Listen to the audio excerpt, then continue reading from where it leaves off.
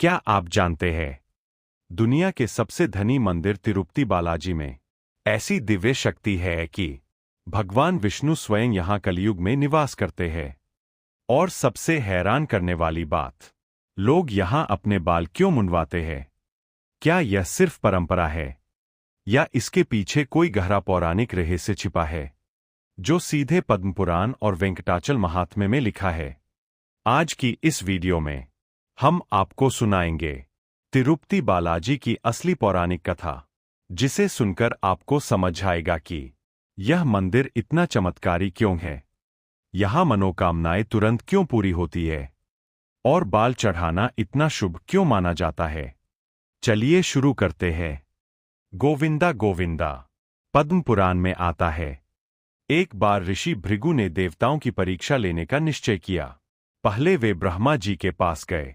ब्रह्मा जी ध्यान में थे, उन्होंने प्रतिक्रिया नहीं दी। भृगु क्रोधित हुए और कहा कि ब्रह्मा को पूजा का भाग नहीं मिलना चाहिए। फिर वे शिव जी के पास गए। शिव जी भी ध्यान में थे। भृगु ने उन्हें अहंकारी कह दिया। अंत में वे वैकुंठ पहुंचे। विष्णु भगवान लक्ष्मी जी की गोद में विश्राम कर रहे थे। भृगु ने उन्हें भी परीक्षा समझकर विष्णु भगवान की छाती पर पैर मार दिया, परंतु भगवान नारायण क्रोधित नहीं हुए। उन्होंने कहा, ऋषिवर, मेरे से किसी प्रकार की असुविधा तो नहीं हुई, आपका पैर तो मेरी कठोर छाती पर लग गया, कहीं दर्द तो नहीं हुआ। उनकी विनम्रता देखकर भृगु को अपनी गलती समझ आई, लेकिन विष्णु की छाती मां लक्ष्मी का स्थान थी। भृगु के पैर मारने से वे नाराज हुईं और वैकुंठ छोड़कर पृथ्वी पर आ गईं। यहीं से तिरुपति की कथा शुरू होती है। अपनी प्रिया को ढूंढते हुए भगवान विष्णु पृथ्वी पर आए और दक्षिण भारत के वृषभाद्री पर्वत पर तपस्वी रूप में रहने लगे। समय बीता, वह पर्वत आगे चलकर वेंकटाद्री या तिरुमाला पर्वत कहलाया। विष्णु ने श्रीनिवास नाम से तपस्या शुरू की। सालों तक वे वही रहे, कभी पेड़ के नीचे, कभी गुफा में, कभी निर्जन पहाड़ी पर।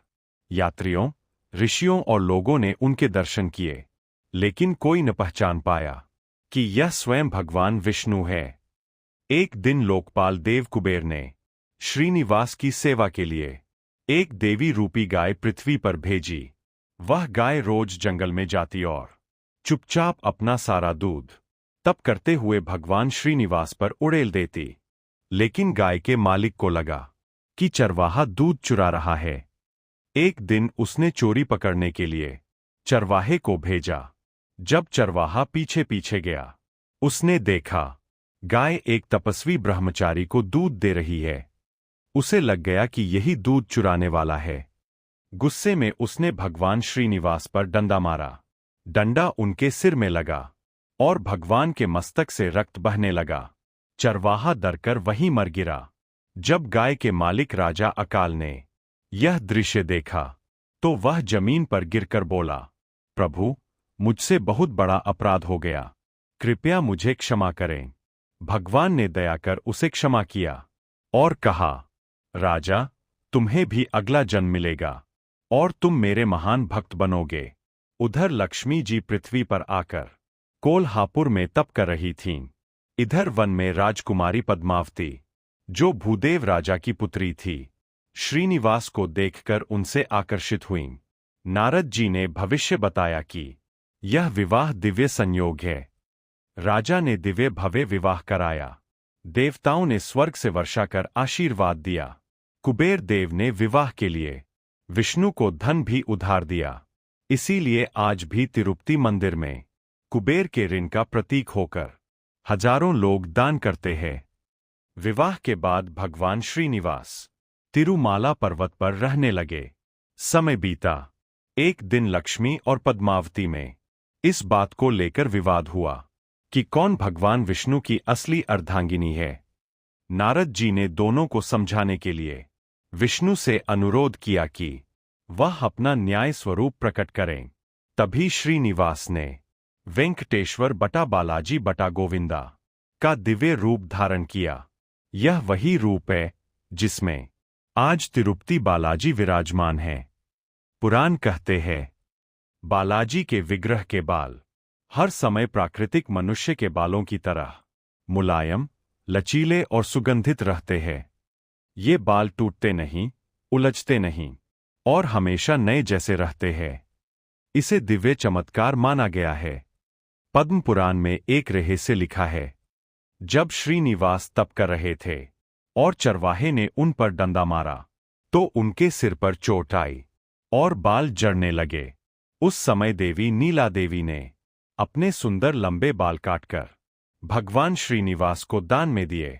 भगवान ने वरदान दिया, कलयुग में जो भक्त अपने बाल मुझे अर्पित करेगा, मैं उसके सभी दुख, उसके सारे पाप और उसके जन्म जन्म के दोष नष्ट कर दूंगा। इसलिए तिरुपति में बाल मुंडवाना सिर्फ आस्था नहीं, पूर्ण शरणागति का प्रतीक है। यह दर्शाता है, हे प्रभु, मैं अपना अहंकार छोड़कर पूरी तरह आपके चरणों में समर्पित हूं। यह मंदिर दुनिया का सबसे समृद्ध मंदिर है। इसे भूलोक वैकुंठ, पृथ्वी का वैकुंठ कहा गया है। यहां हर अरदास तुरंत सुनी जाती है। लाखों लोग कहते हैं कि यहां आकर उनकी जिंदगी बदल गई। यह मंदिर कलयुग में भगवान विष्णु का जीवित निवास माना जाता है। बालाजी को कलयुग विघ्नहर्ता कहा गया है।